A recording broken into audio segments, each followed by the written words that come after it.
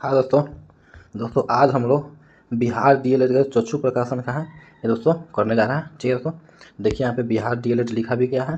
तो चलिए दोस्तों सारे क्वेश्चन को वन बाय वन करके देखते हैं।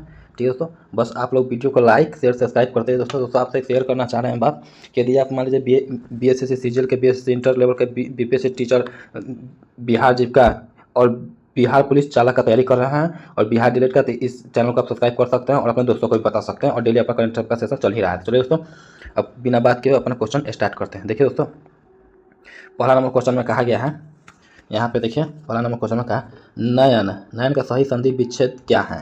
तो नयन का सही संधि विच्छेद क्या है, तो ऑप्शन सी ने प्लस अन। ठीक है, दो या दो से अधिक शब्दों के मेल को क्या कहते हैं, तो क्या कहते हैं, तो याद रखिएगा ऑप्शन सी समास। ठीक है, उसके बाद प्रतिकूल में कौन सा समास है, तो याद रखिएगा ऑप्शन डी अव्ययी भाव। ठीक है, नेक्स्ट देखिए यहाँ पे मैत्री की राह बताने को, सबको सुमार्ग पर लाने को, दुर्योधन को समझाने को, भीषण विध्वंसक बचाने को, भगवान हस्तिनापुर आए, पांडव का संदेश लाएं, दो न्याय अगर दो तो आधा दो, और इसमें भी यदि बाधा हो तो दे दो, केवल 5 ग्राम रख लो धरती तमाम, हम वहीं खुशी से खाएंगे, परिजन पर 80 उठाएंगे दुर्योधन वह भी न दे सका आशीष, समाज का न ले सका उल्टे हरि को बांधने चला, जो था साधने चला था, जब नाश मनुज पर छाता है, पहले विवेक मर जाता है, न्याय का विलोम है। तो दोस्तों इसमें न्याय का विलोम पूछा है, तो न्याय का विलोम क्या हो जाएगा, तो याद रखिए ऑप्शन सी अन्याय। ठीक है, एक्यूर के लिए सही परिभाषित शब्द है, तो क्या सही परिभाषित शब्द क्या है, तो ऑप्शन डी उपाजित होना। ठीक है, नेक्स्ट है गैजेट के लिए सही हिंदी परिभाषित शब्द है, तो क्या है, याद रखिए ऑप्शन बी राजपत्र। पश्चिमी छात्र आलस्य नहीं करते हैं, उक्त वाक्य में उद्देश्य है, तो क्या उद्देश्य है, तो ऑप्शन सी परिश्रमी छात्र। ठीक है, नेक्स्ट देखिए यहाँ पे उसका भाई व्यापारी है, उपयुक्त वाक्य में विधेय हैं, तो क्या विधेय है, याद रखिए ऑप्शन सी व्यापारी हैं। ठीक है, काला अक्षर भैंस वाला लोकोकित का अर्थ होगा, तो क्या होगा, तो ऑप्शन बी निरक्षर। ठीक है, उसके बाद देखिए नेक्स्ट यहाँ पे देखिए यहाँ पे कि इनमें से कौन सा वाक्य अशुद्ध है, तो कौन सा वाक्य अशुद्ध है, तो याद रखिए ऑप्शन सी विद्यालय के दाएं बड़ा सा मैदान है। ठीक है, यही अशुद्ध है। नेक्स्ट देखिए यहाँ पे नेक्स्ट में कहा गया है संगीता बहुत धीमी गति से लिखती है, इस वाक्य में कौन सा पदबंध है, तो कौन सा पदबंध, तो ऑप्शन बी क्रिया विशेषण पदबंध। ठीक है, उसके बाद नेक्स्ट देखिए यहाँ पे रमा से रोया नहीं जाता, वाक्य में कौन सा वाच्य है, तो कौन सा वाच्य है, तो याद रखिए ऑप्शन बी भाववाच्य। उसके बाद देखिए वाक्य का वह अंश जो वाक्य के उद्देश्य के विषय में कहलाता है, तो क्या है, याद रखिए ऑप्शन ए विधेय। ठीक है, नेक्स्ट देखिए यहाँ पे है व्यंजना शक्ति द्वारा जिन शब्दों से अर्थ की अभिव्यक्ति होती है उसे क्या कहते हैं, तो ऑप्शन ए व्यंजक। ठीक है, महामूर्ख को देखकर लड़के ने कहा कि महापंडित जी पधार रहे हैं, इस वाक्य में शब्द शक्ति है, तो शब्द शक्ति ऑप्शन ए व्यंजना। ठीक है, नेक्स्ट देखिए यहाँ पे सुमनों की मुस्कान तुम्हारी में कौन सा अलंकार है, तो कौन सा अलंकार है, ऑप्शन बी अर्थालंकार। ठीक है, उसका के कारण रोवे वाला जनु टूटे मोतिन कै माला में अलंकार बताइए, तो कौन सा अलंकार है, याद रखिए ऑप्शन बी उत्प्रेक्षा अलंकार है। ठीक है दोस्तों, नेक्स्ट देखिए प्रस्तुत पंक्ति में कौन सा अलंकार है, उदित उदयगिरी मंच पर रघुवर बाल पतंग विकसे संत सरोज सब हर्षे लोचन भृंग, इसमें अलंकार कौन सा अलंकार है, तो याद रखिए ऑप्शन सी रूपक अलंकार। ठीक है, नेक्स्ट देखिए यहाँ पे है नेक्स्ट में कहा गया है कि पर नर व्याघ्र सुयोधन में अलंकार है, तो कौन सा अलंकार है, तो याद रखिए ऑप्शन बी सलेश अलंकार। जाना पड़ता है नेत्र देख बड़े बड़े हीरो में गोल नीलम है जड़े, इस पंक्ति में कौन सा अलंकार है? तो याद रखिए ऑप्शन ए उत्प्रेक्षा। नेक्स्ट देखिए यहाँ पे, विकसते मुरझाने को फूल, दीप जलता है होने को मंद, बरसते भर जाने को मेघ, उदय होता छिप जाने को चांद, इस वाक्य में कौन सा अलंकार है? तो कौन सा अलंकार है? तो ऑप्शन बी विरोधाभास। ठीक है। नेक्स्ट देखिए यहाँ पे, लघु गुरु के क्रम को बनाए रखने के लिए किसका प्रयोग होता है? किसका प्रयोग होता है? ऑप्शन बी गति। ठीक है। नेक्स्ट देखिए यहाँ पे, जिस शब्द को प्रत्येक चरण में 11 वर्ण होते हैं उसे क्या कहा जाता है? उसे क्या कहा जाता है? तो याद रखिए ऑप्शन डी, एक से अधिक विकल्प सही हैं। ठीक है। उसके नेक्स्ट देखिए यहाँ पे, पाठक के मन में उत्साह एवं उत्तेजना का संचार किस वाक्य गुण के माध्यम से होता है? किस वाक्य गुण के से होता है? तो ऑप्शन बी ओज गुण। ठीक है। श्रृंगार रस कितने प्रकार के होते हैं? तो कितने प्रकार के होते हैं? तो ऑप्शन बी 2 प्रकार के होते हैं। ठीक है। और दोस्तों यहाँ से गणित है, तो गणित हम लोग दोस्तों छोड़ देंगे। ठीक है। गणित छोड़ करके, गणित और रीजनिंग छोड़ करके बाकी बस जितना जो है हम कर लेंगे। ठीक है दोस्तों, क्योंकि गणित का सॉल्यूशन का चक्कर है, आप जानते हैं सॉल्यूशन करना थोड़ा,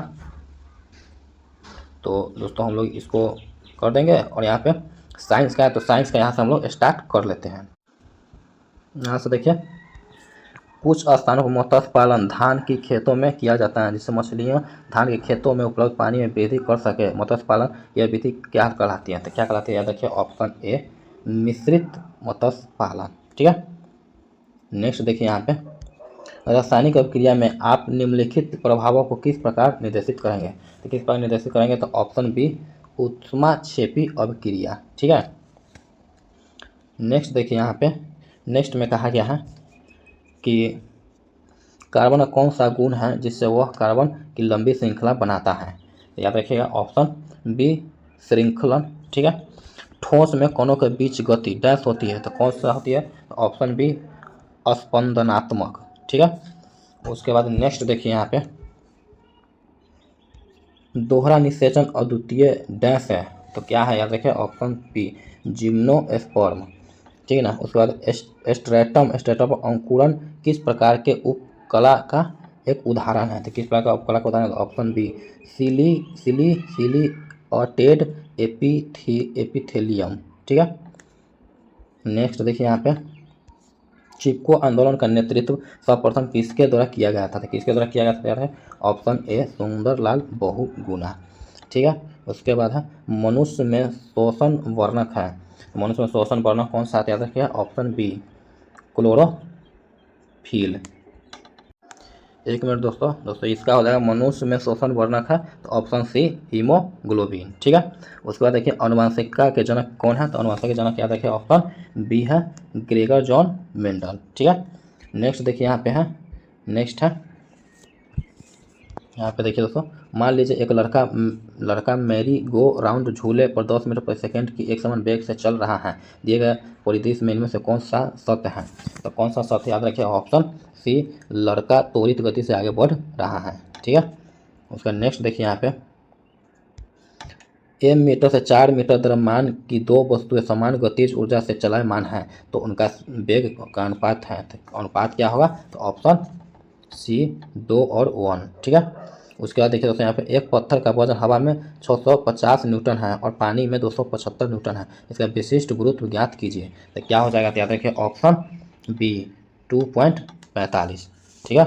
उसका नेक्स्ट देखिए, प्रत्येक बार अलग अलग प्रतिध्वनि को सुनने के लिए मूल ध्वनि और परावर्तित ध्वनि के बीच का अंतराल होना चाहिए। तो क्या होना चाहिए? याद रखिएगा ऑप्शन डी 0.1 सेकेंड। ठीक है। उसके बाद नेक्स्ट देखिए यहाँ पे, पर्यावरण को बचाने के लिए इनमें से कौन सी पद्धति अपनाई जा सकती है? तो कौन सा? याद रखिए ऑप्शन ए एकल उपयोग प्लास्टिक बैग के उपयोग में इनकार करना, से उपयोग से इनकार करना। ठीक है। काली मृदा का दूसरा नाम क्या है? तो दूसरा नाम क्या है? याद रखिएगा ऑप्शन बी रेगुर मिट्टी। ठीक है। नेक्स्ट देखिए यहाँ पे, सतत विकास की संकल्पना सर्वप्रथम किस कमीशन ने दी थी? तो किसने दी थी? याद रखिए ऑप्शन ए ब्रूंटलैंड कमीशन ने भारत के उष्ण कटिबंधीय क्षेत्रों में किस प्रकार की ऊर्जा का विकास किया जाता है? किस प्रकार की ऊर्जा का विकास किया जाता है? ऑप्शन डी, सौर ऊर्जा। ठीक है। उसके बाद नेक्स्ट देखिए यहाँ पे 10 वाट 220 वोल्ट विद्युत बल्ब के तंतु का प्रतिरोध क्या होगा? तो क्या होगा? याद रखेगा ऑप्शन बी, 484 ओम। ठीक है। उसके बाद देखिए दोस्तों 1 2 3 ओम के 3 प्रतिरोधों को श्रेणी क्रम में जोड़ने पर समतुल्य प्रतिरोध होगा। तो समतुल्य प्रतिरोध कितना होगा दोस्तों? याद रखेगा ऑप्शन डी, 6 ओम। ठीक है। उसके बाद है नेक्स्ट देखिए यहाँ पे है दोस्तों, यहाँ देखिए कि कौन सा रंग खतरे के सिग्नल में उपयोग होता है? तो कौन सा रंग होता है? तो ऑप्शन सी, लाल रंग। ठीक है। उसके बाद यहाँ पे देखिए सामाजिक विज्ञान भी एवन सारे में खोले। तो अमेरिका का संविधान किस वर्ष लागू किया गया था? तो किस वर्ष लागू किया गया? तो ऑप्शन डी, 1789 में। ठीक है। वाणिज्यिक अनाज की श्रेणी में निम्नलिखित में से कौन सी फसल उगाई जाती है? तो कौन सी फसल उगाई जाती है? तो ऑप्शन ए, बी, सी, ए और बी दोनों। ठीक है। नेक्स्ट देखिए यहाँ पे निम्नलिखित में से कौन राष्ट्र संघ के भीतर एक संगठन नहीं था? तो कौन नहीं था? याद रखिए ऑप्शन सी, अस्थायी केंद्रीय अफीम बोर्ड। ठीक है। नेक्स्ट देखिए यहाँ पे साइमन कमीशन किस वर्ष भारत आया था? किस वर्ष आया था? याद रखिए ऑप्शन सी, 3 फरवरी 1928 को। ठीक है।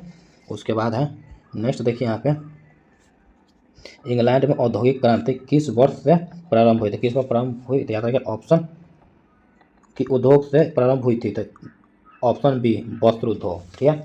नेक्स्ट देखिए जंगली बकरी आइबेक्स किस प्रकार के वन में पाई जाती है? किस प्रकार के वन में पाई जाती है? याद रखिए ऑप्शन बी, पर्वतीय वन में। ठीक है। उसके बाद है नेक्स्ट देखिए यहाँ पे पोखरा किस देश में स्थित नगर है? तो याद रखिएगा ऑप्शन ए, नेपाल। ठीक है।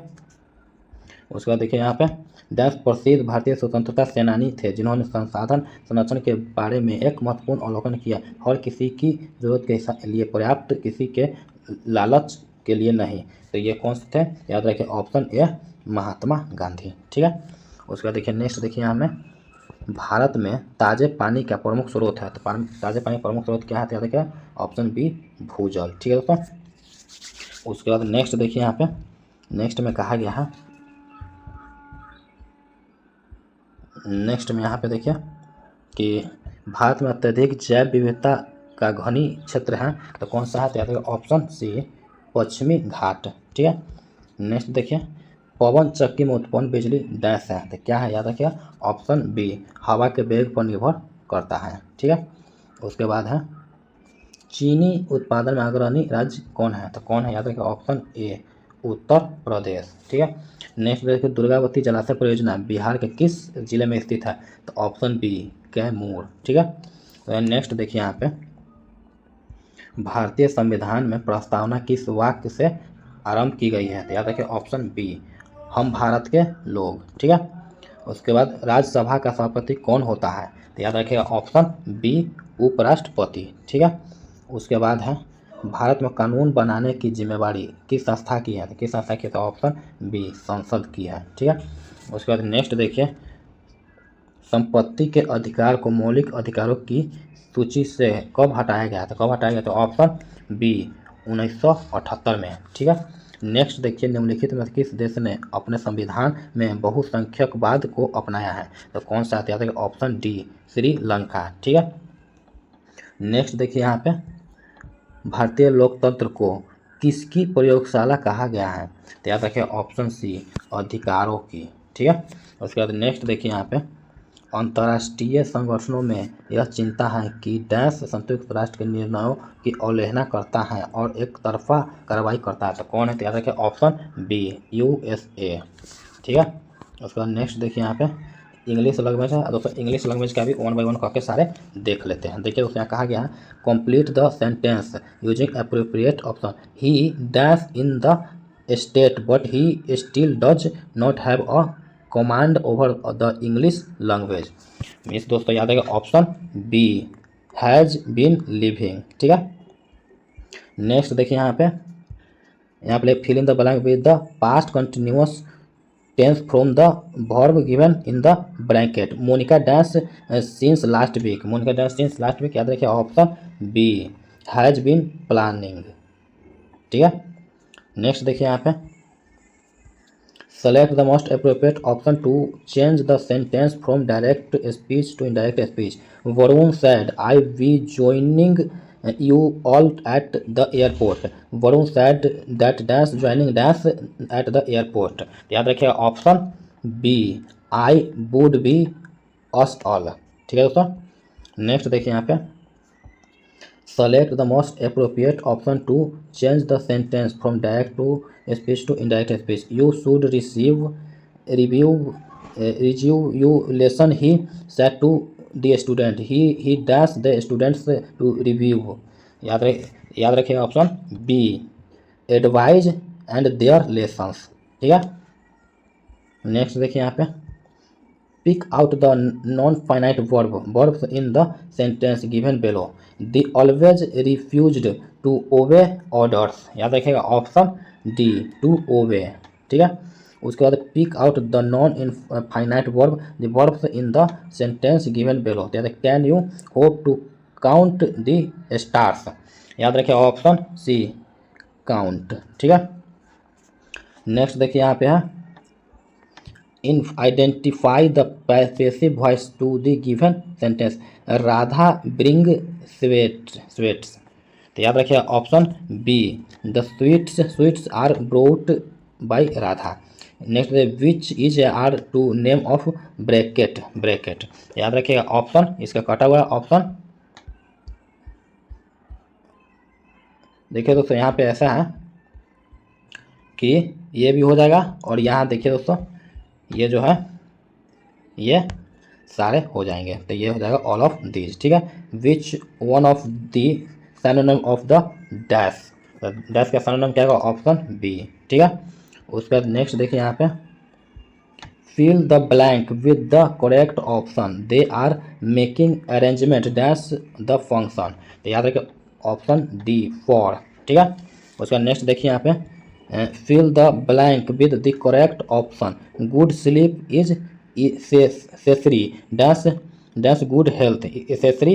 तो देखिए यहाँ पे दोस्तों यहाँ हो जाएगा option B, for good health. ठीक है। नेक्स्ट देखिए यहाँ पे, complete the sentence with correct connector।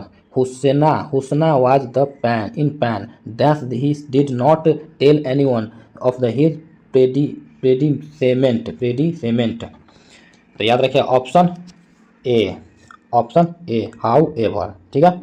उसका नेक्स्ट देखिए यहाँ पे, नेक्स्ट में कहा गया है, complete the sentence with the most suitable cohesive voice, there are other factors that could lead the violence beside video games dash poor mental health could cause violent behaviour. तो याद रखिए option A, for enhance.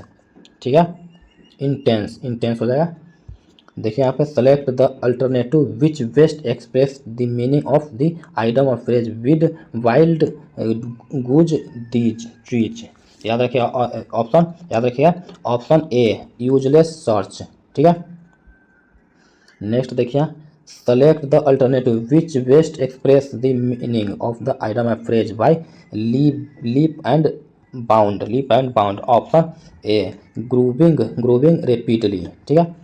Next देखिए यहाँ पे, select the alternative which best express the meaning of item or phrase keep up with. याद रखिए option D, to pace with. ठीक है।